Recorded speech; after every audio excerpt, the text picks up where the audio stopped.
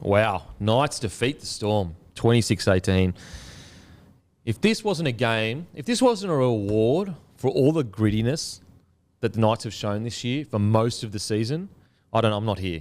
This was a reward for weeks and weeks of battling and battling and battling. And they went against the Storm, who they hadn't beaten since 2015, and wanted it more, were tougher, hung on longer, were more physical. They won it through pure grit. They really did. Like, there's no one in that. I didn't watch anyone outside of maybe Frizzell. Best was pretty good, but there was no one performance-wise that really like exploded and was like, oh my God, like he was incredible. It was just the team wanting it more than the other team. Yeah. I'll put my hand up. 7 minutes into the game, they're down 12-0. I thought it was fucking... Yeah. Oh my God. To be fair, I think everyone would have been the same. Just going, cool.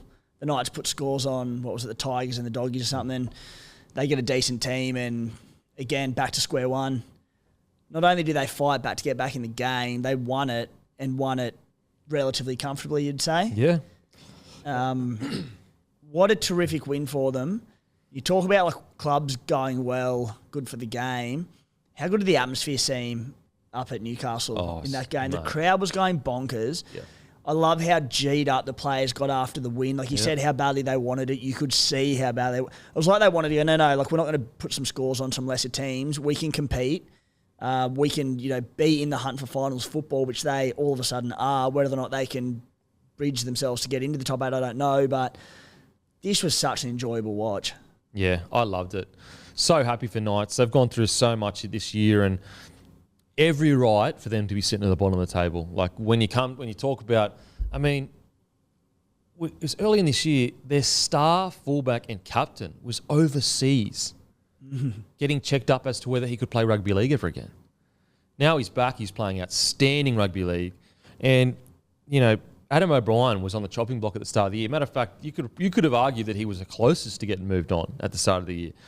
And you've got to give credit where credit is due. He has managed to pull this team together and just fight for every inch, especially the last few weeks. Especially for most of the season. Like they might have had some blips on the radar where you go, oh, that wasn't, but most of the season they've been gritty and tough. I was so happy for them, honestly. Yeah. And you can build off this because, look, I don't think they will make the 8, but they definitely put themselves in the position to make the 8. Like, as I said, I say it each week at the moment with the Knights, and it shows you how, I guess, impressed I am with them. If you said to Knights fans, with everything that went against them, if they finished 10th, would you be filthy? They'd say, nah, I'd be happy if everything... If you said nothing went against them and they finished 10th, I think most Knights fans would be like, look, not the best year, but not shocking either. Like, we would have hoped to finish in the 8th. Everything that's gone against these guys, like they're missing their other captain in Brayley at 9, and they just got on with it. I'm so happy for them. Yeah, they're a point out of the 8. The next 6 games on the run home. Raiders, Dolphins, Bulldogs, Rabbitohs, Sharks, Dragons. The only one there that, they're all extremely winnable games if they can continue the form that they're showing. The only one there that you really cringe at and go, ooh, like the Bunnies, even that's up in Newcastle. If they can keep the form, why not? But 6 winnable games, why can't they go on a run? Well, you look at it and you go, they beat the Storm at home. So I'd cringe more at the Storm at home than I at the Rabbitohs. Beat the Storm at home, troubled Penrith, took them to Golden Point, nearly beat the Broncos, beat the Warriors. They're matching it with the big dogs this year, even if they're not winning every game. Yeah, I agree. I think that Knights fans should be really proud of their squad this year. And look, I think that it's really important for the club going forward that they have settled with Kalyn at fullback, because now they can go out and recruit the people that suit what they need.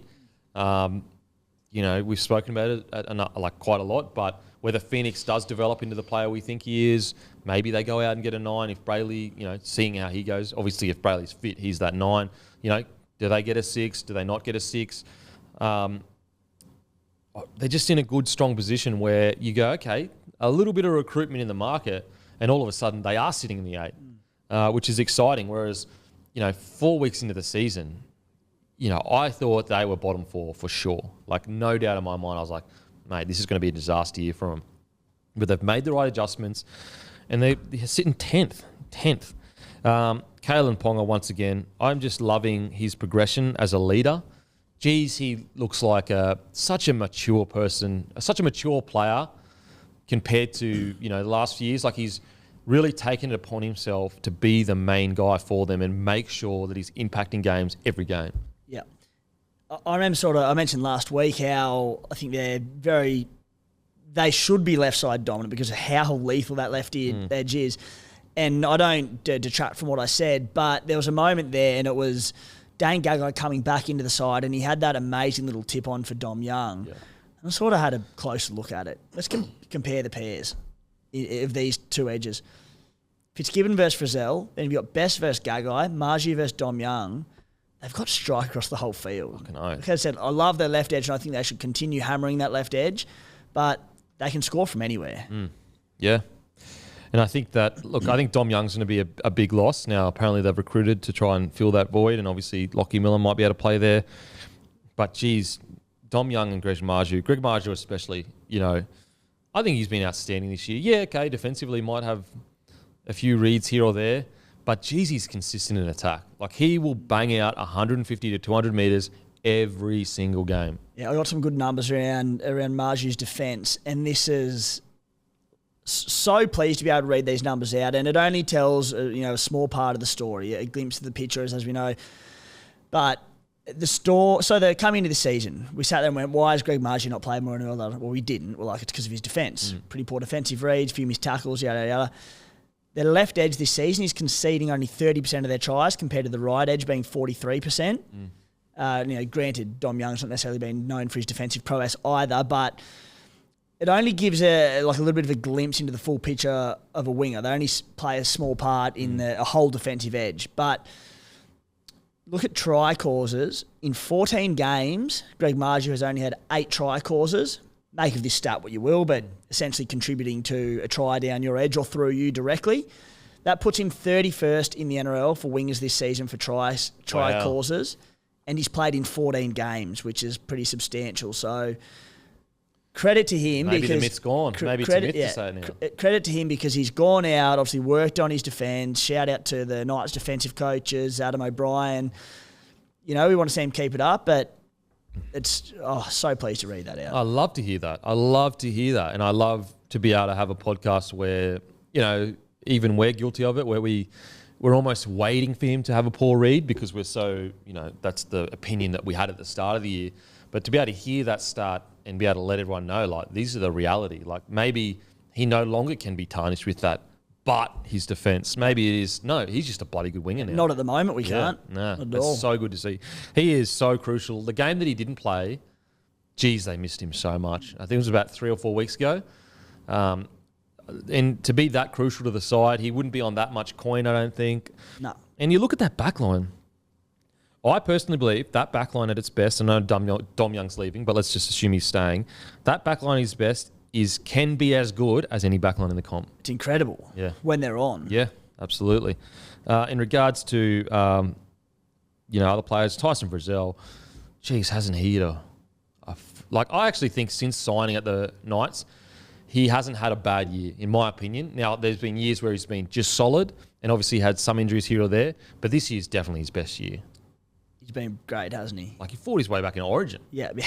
And just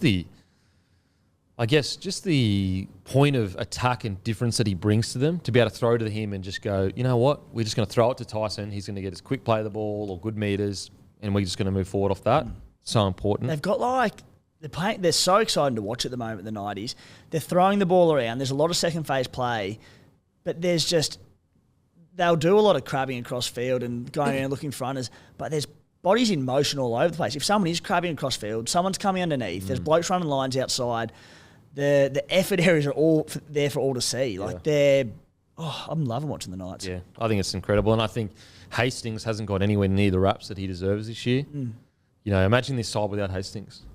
Imagine, I'm sorry, Tigers fans, but imagine if he was still at Tigers. Yeah. There's no way they're on the bottom of the table. I'll tell you that right now. There's no way that a team that stacked with Hastings at 7 is on the bottom of the table. So we've said with the Tigers all season, it's just crying out for a good organising number 7, level head. Imagine him and Laurie at 6. I go as far to say as maybe they're sitting 10th and Knights are sitting 14th, you know. Could change plenty. And not just for this year. Now, the Tigers need a 7 for next year. Desperately. Desperately. I think, like we've obviously been for, obvious reasons, pretty critical of the Knights' middles, their pack in the last 2 years, because on paper it's been terrific, but they haven't been getting results. Adam Elliott, injured in round 1 this season, came back round 11, building into full match fitness and whatnot, bigger minutes, and he just ties up. So when we talk about effort areas, things like you're on the ground after a tackle, racing up to get back to marker, chasing across to give you half cover when they're going attacking wide. His effort areas are so good, Adsy, and I think we've seen a much more solid Knights pack as a whole with him back to full fitness and playing games. Well, you look at forward packs that could absolutely use a guy like Adam Elliott. It's like the Bulldogs, and teams like the Bulldogs where you go, you just need a gritty forward. Like, he may not have the crazy stats, he may not have the highlights, but he just brings blokes with him. When he's in the defensive line and he's yelling constantly, get up, come with me. One of the best talkers in the game. It's so important. Like we know, like Paddy Carrigan's close to the best, and that infamous video of him mic'd up on field and talking to his forwards. Adam does the same thing. So horny. Anyway. Really happy for the Knights. I think it's... And like, the move, again, Adam O'Brien deserves the credit. The move for Hastings across to the other side, ever since then, they've been outstanding. And Bradman Best has just completely been unlocked. Because Hastings, I think Hastings hasn't got enough credit for the way the Knights have been going. I really don't. Now, onto the Storm. Really, really disappointing. Holy. Look, they'll finish in the top 8, and, if they had any other colour jersey on, you'd go, good year. But the Storm have set such a high standard for themselves. Unfortunately, the performance on the weekend, that wasn't worthy of a Storm jersey. And I'm saying that as a compliment to the Storm jersey. I'm not saying it as, trying to have a crack at anyone or whatever, but the Storm jersey is synonymous with toughness, desperation, standards higher than any other team in the competition. And unfortunately, it just wasn't there on the weekend. Yeah, I think one thing that's probably reinforced on the weekend was just we've been a little bit critical of their forward pack this season. Probably, we say it every week, but just being a middle forward short. And I think that the stat that sort of backs that up this week was Harry Grant having 4 runs for 38 metres. Wow. That does not happen very often. And if that's happening, you've got to ask questions of, the speed of the play of the ball and the go forward that they're getting. And again, that's a credit to the Knights pack because they got on top of Melbourne. But that really stood out to me. And like you could even tell, like as soon as Nelson went off, I think in the first half, their go forward just completely collapsed. On the NAS, the Soft Solomona stats about the minutes we've been talking about, they've won 4 out of 5 since he started playing 59 minutes plus from round 11. The loss they had was to the Panthers. The only other big minute game he had this season was 58 minutes against the Warriors in round 8, which they won that. Back to 50 minutes this week. No good. Keep the big boy on. No, keep the big fella on. That being said, what I did see in this game was that the Knights did, because he's so big, laterally movement, it's not going to quite be there. That's the downside to playing him on the edge. I think he probably got caught out a little bit there at times on the weekend. So where the sides are seeing the sides and starting to target him and get the one-on-ones, I'm not sure. And maybe that's why Bellyache doesn't want to play him on the edge for 2 bigger minutes. But whether you can get 60 minutes out of him across the middle and the edge, I'm not sure. But I mean, surely you can maybe put defenders around him that can clean up a lot for him. Because he'd be at 4. Who would? I mean, well, you've got Munster and Hughes, who are both terrific defensive halves. So he'd be at 4. Who would be on his edge? It'd be one of the front rowers. So he's playing right edge, isn't he? So Jerome Hughes. Oh, inside him. Inside him. Could be a number of blokes. Yeah, I mean, could be anyone. But I guess you could try at least to go, all right, when you can, a really good defender, just get inside Nas to just clean up any inside work. But, anyway. It really isn't much to talk about with the Storm. Really disappointing performance, but, the problem, I guess, it's a positive and a negative, but the thing is they've had disappointing performances like this all year long, but they've also turned it around every single time this year. So it's like, I can't be too critical because I'm pretty confident that they'll come out and have some good performances. But at the same time, that's not what the Storm usually are like. Yeah, and that's it. So you got to give credit to the Knights when due. They would have beaten a hell of a lot of teams on the weekend. Yeah. And it's how the Storm bounce back now. It's one off week. They got Parramatta this week down in Melbourne. That'd be a corker. Oh, that'd be so good. Parramatta Eels desperate for a win. Para trying to stay in the 8, Storm trying to stay in the 4, both coming off losses. That'd be a great game. I think the most concerning thing about Melbourne this year compared to Storm teams gone by is they tend to give up some leads, which is just so un-Storm-like. Like last week against Knights, they were winning against Penrith a few weeks ago. I think earlier in the year they were beating Titans at halftime and Titans end up winning, which is just something we never see with Melbourne. So Ryan Pappenhausen, I think he's back in a couple of weeks. Yes, can't wait to see that. Can't wait. Cannot wait to see that, the big fella. It means he's been outstanding for them this year, but if Pappy can come back even at 90%, that changes a lot. And I also think that we have such high standards for the Storm. Sometimes we don't appreciate that, like, they're human too. Like, they're people too, with the same insecurities and same worries and same as everything else.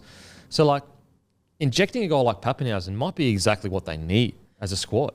Right now, I don't think Melbourne can win the comp. If Pappy comes back, gets 2 games before finals, and looks at 85, 90%, changes everything. But yeah, like they might just need that injection of a superstar that makes them just, square their shoulders back a little bit more. Remember, like, we're the fucking Storm. Like, we don't have to battle in every single game. We got point scorers. Won't that be a fascinating watch, Pappy's first game back? Mate, I've never looked forward to a Queensland Cup game more in my life. Absolutely agree.